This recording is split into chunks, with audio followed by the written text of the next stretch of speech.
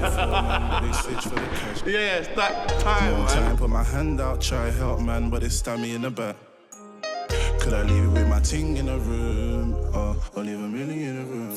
When I could show my love, but I don't know about trust.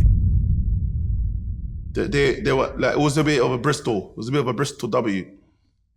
And then I've come, and bruv, I kid you not, my guy, man turned that beef upside down, bro. Like, I know I went overboard, but like, I remember man them having like, the Bristol youths had all their weapons. It was like the familiar environment. They knew how to handle it.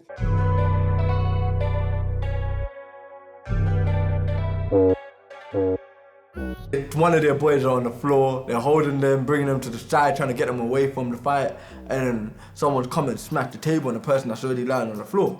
And then, obviously,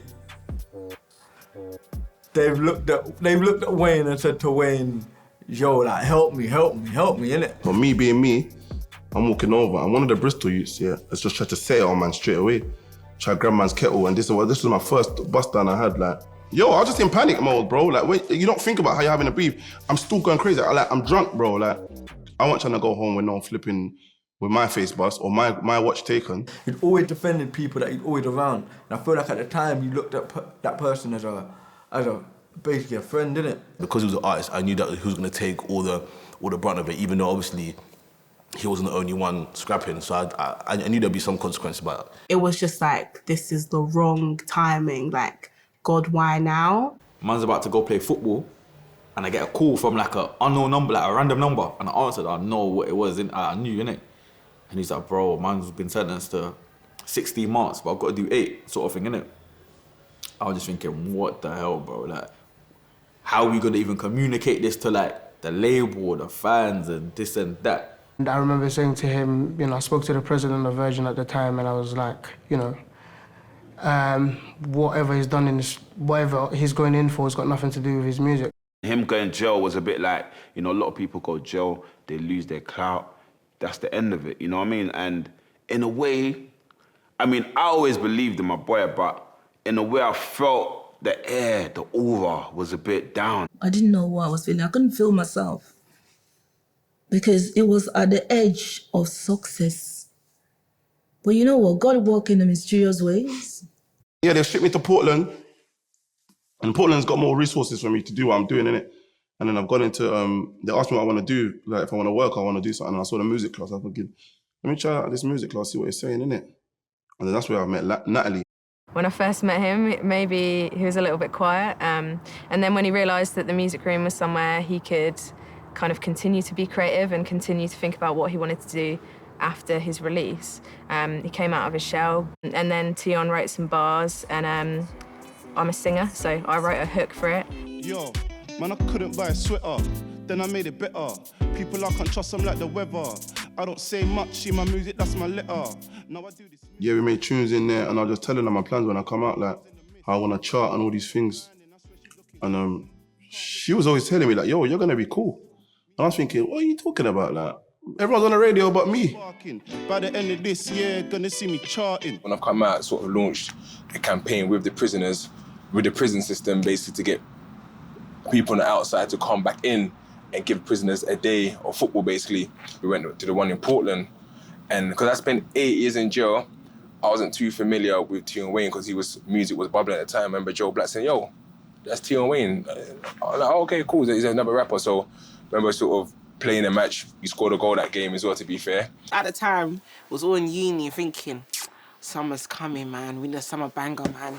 Yeah, everyone's doing it, but we need that Tion summer banger coming out. That's the thing. When it gets to, you know, all right, there's the winter season and people can drop because it's dark time. Yeah. But when it's summer, you need certain people that you need. So when it was summer and there was no Tion, we're thinking, it's a bit grey out there, you know? It's a bit cloudy and that. You know what I mean? I would go on social media, sometimes type in Tion Wayne, and his fans be like, I miss Tion Wayne, this is Tion Wayne weather, like, do you know what I'm saying? When's he coming home? That gave me some sort of reassurance, innit? Do you know what I'm saying? That like he can come back and potentially do the mad thing, innit? The one thing about Hardy, I always have love for him because when I was in jail, he kept my name going. I was just like, bro, the least I can do is like, yo, I'm here, come and see that there's a world that's out there ready for you. Do you get what I'm saying? And he's saying to the fans, when I say free, you say Tion. I'm looking at the video like, raw, man, these people are actually saying this shit. I think it made him a stronger person. It made him hungry. It made him realize, yo, like, once again, I've been there for people and they've been there for me. And, yo, I need to just focus on me. Man's gone jail for this thing, like, for beef that wasn't my beef initially. And it's like, yo, when I've come out of jail, like, the brothers that man's had an altercation with, they've gone on with their life. Their music careers have going crazy when I'm in jail, you know. I don't think there's no, like, thank you, no appreciation, no loyalty, no nothing, but we lot were getting violated. My brother mashed up the place, and then... Come to save the day. My brother went jail, career was on hold for you, man, and you're there, out on the road, not doing nothing for him, not paying him homage, and showing no loyalty. You're doing tunes with them boy there in Dubai. He had his head down completely, innit? Sometimes I'll go see him when I'll go visit him. He had to sound like a completely different person, innit? Like his mind is just tunnel vision, innit? Like nothing was gonna stop him when he came out. I feel like those experiences have made him, and without those experiences, he wouldn't be where he is now.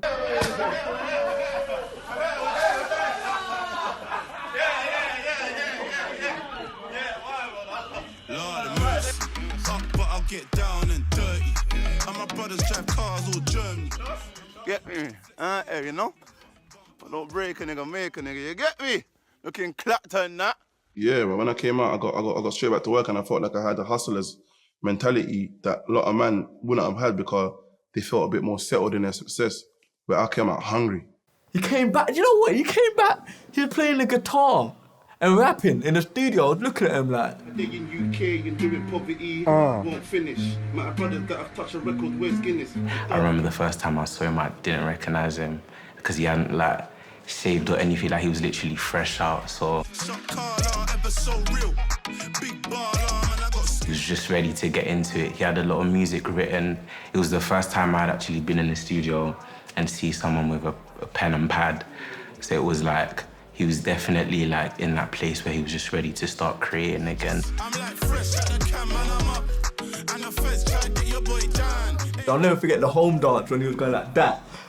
Bro, come on man, we were like, that dance, I don't know where it came from. Ladies and gentlemen, Tion Wayne is out! Tion Wayne is here! What? Don't be ready!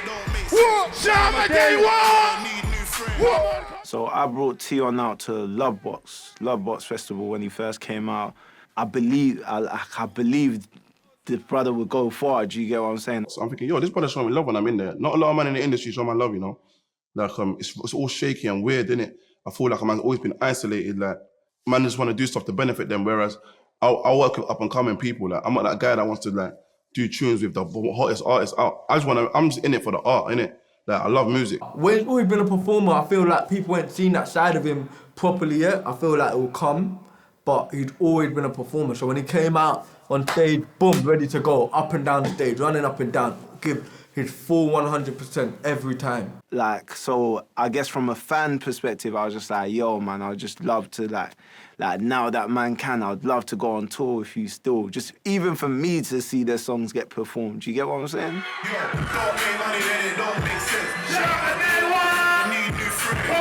on, you don't trust me, I don't trust you. If you don't like me, fuck you.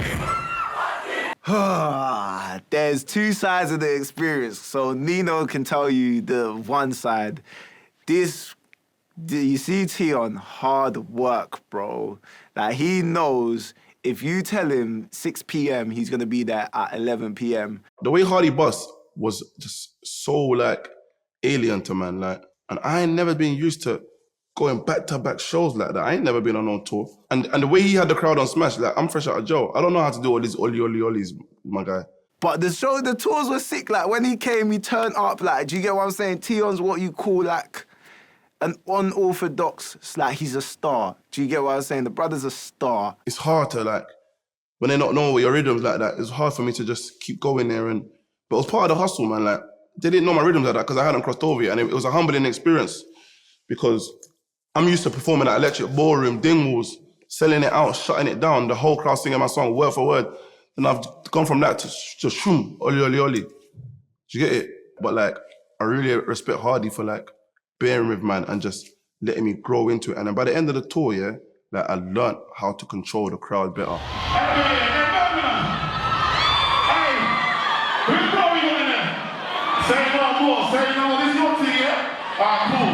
Ghetto and stylish. LV drop man up, Gucci drop man up, rock it with sliders. Shopping abroad, first day I'm off license. Came fresh home, first thing I done diamonds. All about timing. It was in the tour van and we played it for the first time. The energy from playing it the first time, we was like, this song's a hit. It was just me and NSG just vibes and putting together the song. I think we got a chorus and a verse, and we were just debating on who is vibely enough, who's vibely but also still got some street credibility and it's not just a joker. And was like, this vibe is definitely a Tion Wayne vibe, like. But you see J5, he always just takes control of the song. Like, I'll do the verse and then like, he'll change the whole beat that I've done the verse on.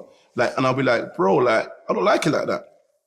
But then when it comes out, his vision, it actually makes sense. The day I heard that song, I said to him, yo, this song is not a joke, bro.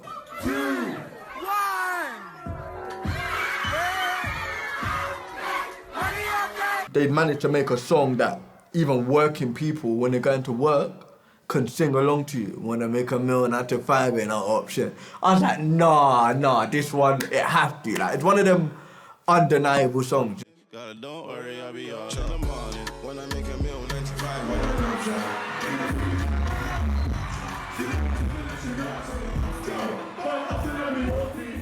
I knew Options would do well. I didn't know it would do commercially well, but Option crossed over and became a chart success. I didn't know that it would be that. I remember it coming in the charts low at first, slowly creeping up the charts. I feel like Options was TikTok before TikTok. The order.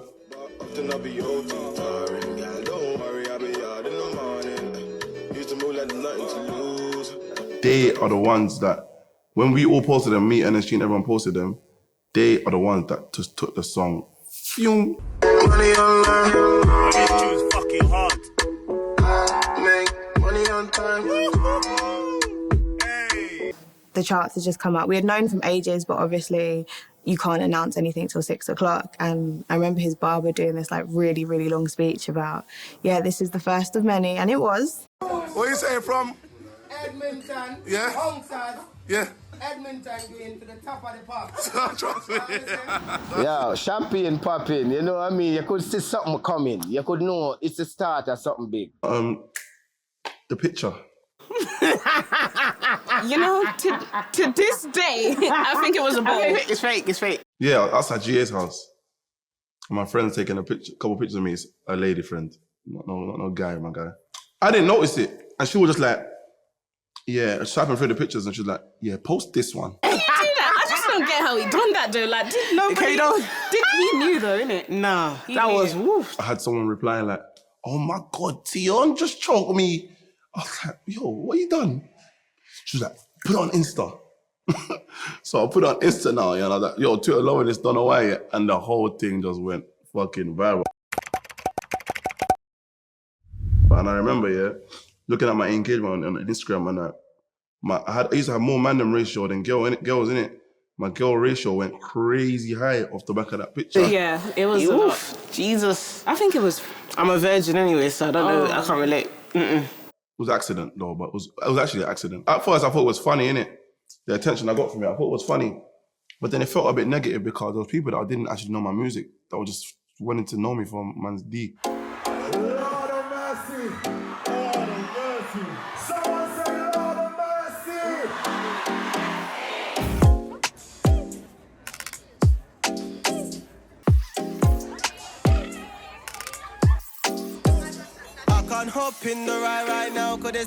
Coco was a special moment. So when I put the tickets up and we sold out in 3 days, yeah? And the whole industry was just thinking, what? This guy sold out Coco in 3 days. Even my booking agent was shocked. Coco was a place that at the time when we did the show, not a lot of artists were like sending out Coco, so it was really significant that he did that. And then he came out and he just...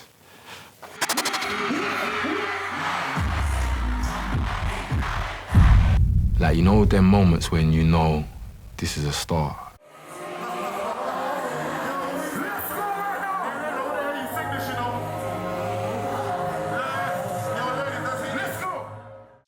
Yo, Coco had loads of special guests again. Unknown T. Cadet, rest in peace, Cadet.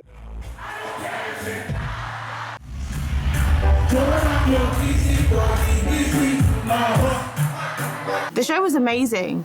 I feel like that was a real pivotal moment in his career. I remember a big moment that when Lunik had introduced me and Russ on iMessage the day before, and Russ was like, because Russ is on the come up, innit? He was like to me, well, basically, Tion wants to bring me out. These times I was gassed, because obviously I just started doing music. Tion's already been big, and I'm thinking, what? Say nothing, was going out for Tion, like. But these times I ain't really done shows like that. That was the first UK artist to bring me out. This guy shelled that shit. And he had never done a show that crazy. But I was like the first person to co-sign him from the scene, and he had never shut down no show like that. They went fucking sick, bro. The ground was shaking, yeah?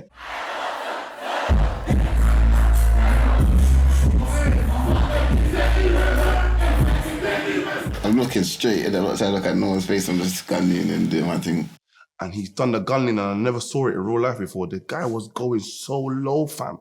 He come in just going like this, just doing a crew. I was just like, who the hell is this kid? Once again, Wayne with his ear has just realised another person that is just doing a mad thing, and it's like, yo, bring him to my show.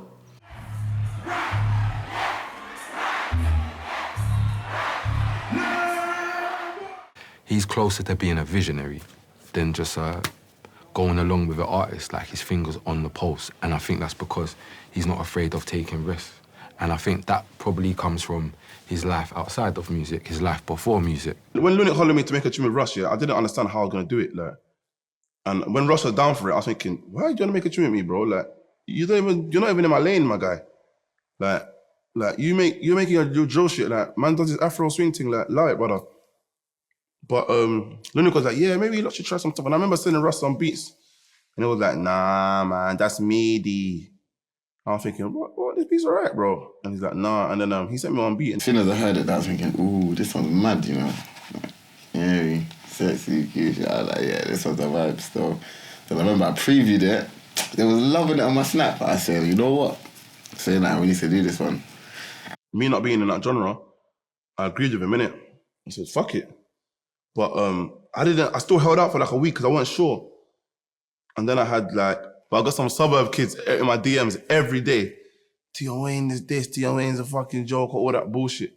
And these kids that I'd never met and never ever heard of were just sending for me like I know them. You know what it is there? Because he's such a playful character, he responds to everyone on social media. Everyone that they can talk to him anyhow.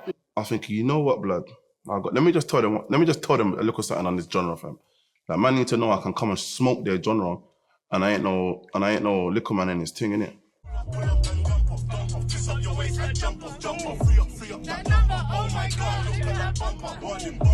You gotta remember, like, I got a lot of my regents are Caribbean, man. Like, we come up on that bash, man, that soca, like I was just thinking of the rave, like, so that's why I come up with pull up, and jump off.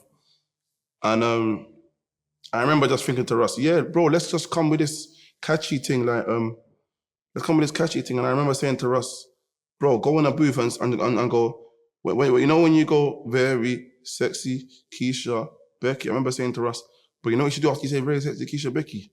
Say, And Russ was like, nah, bro, that's dead, fam. I said, fuck it, I'll do it. So I've gone in and I'm like, Pull up and dump off, twist up your waist and jump off, free up that number. You see me and Tion, yeah, bro, it's such a vibe, like, we just bounce off each other's energy, talk about our life, what we're doing, what we used to do, girls, just like, we just have fun with it, bro. Do you get me? Or the internet talk or tweeting. They love Snapchat cams and speaking. Me, I was knocking at man on G-Wing. The way the visits are set up, yeah, everyone just gets put into one holding cell. So all the jail comes to one holding cell when it's visit time, and your ops and that, you can get put into a cell.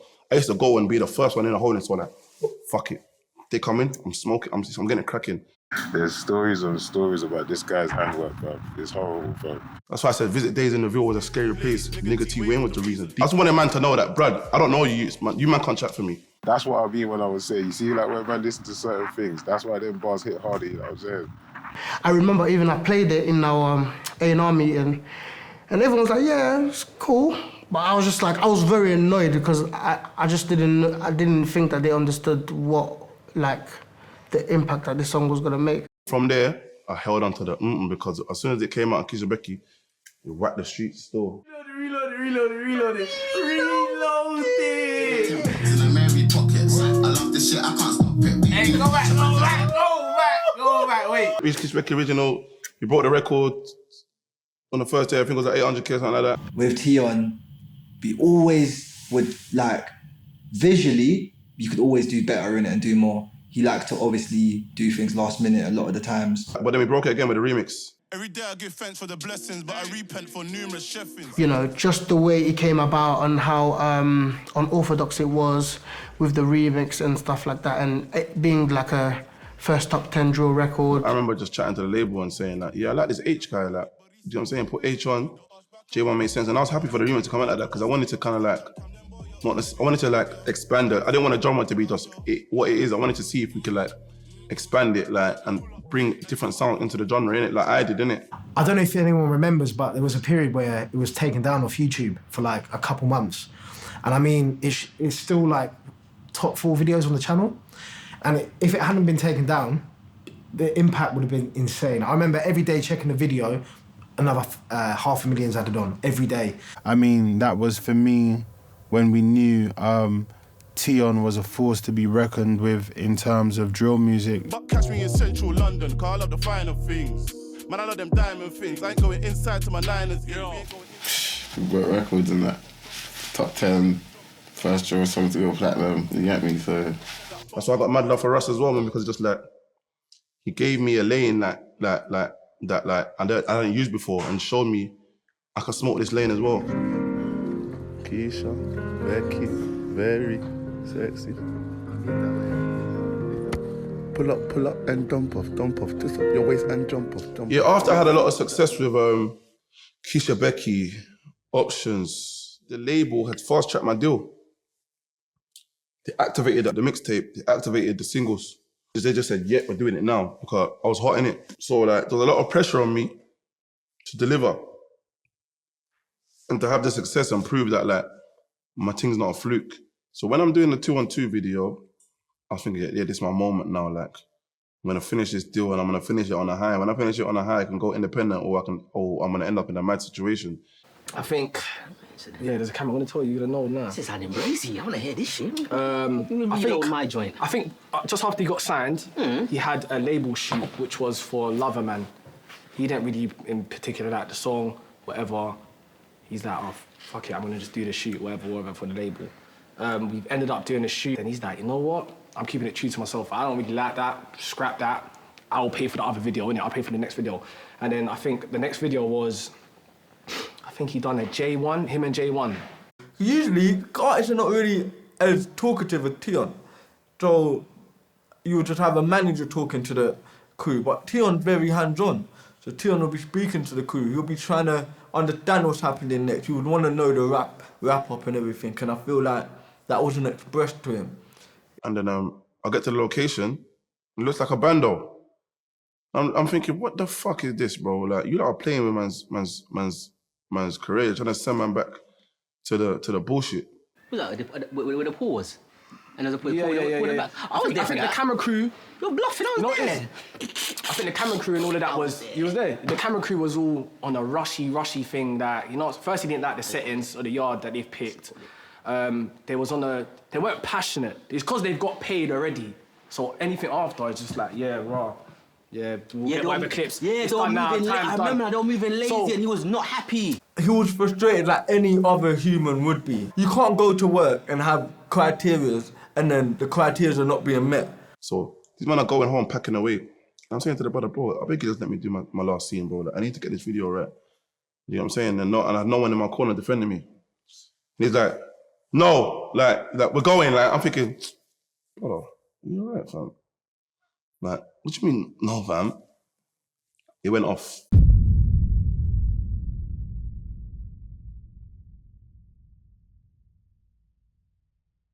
When I'm still up on the roads, could have left. Still chatting to my bros on the tech.